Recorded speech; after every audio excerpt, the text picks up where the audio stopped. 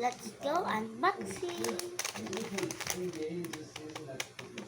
Mamimili daw tayo ng number.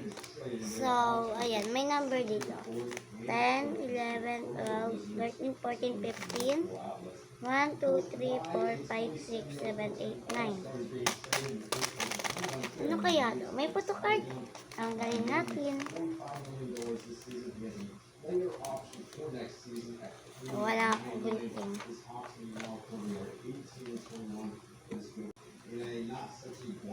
Guntingin natin tong 8.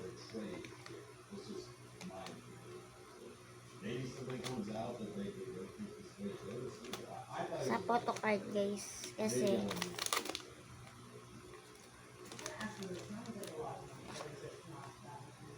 it's a lot of money, but I mean, the highest, I think, is Jalen Brown's got about 60. So it's still up there. You know, $95 million for 2 years is still a lot. I mean, he's an all-star player. So that's ridiculous. Maybe not as much as the NFL, but they are definitely. So, yeah, but unfortunately, they don't really have a true salary cap. sino kaya to guys? Basahin nyo na lang to. Yan. Let's go unboxing na. Kulang yung laman.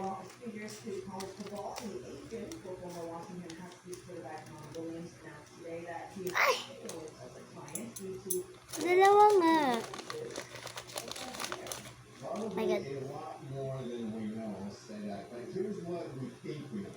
And Marlon Lynch is a very good quarterback. He can go 3,000 yards this season for Washington. 25 touchdowns versus just 8 interceptions. Nearly 70% of his passes. That would be all very good. Now, what we also know is that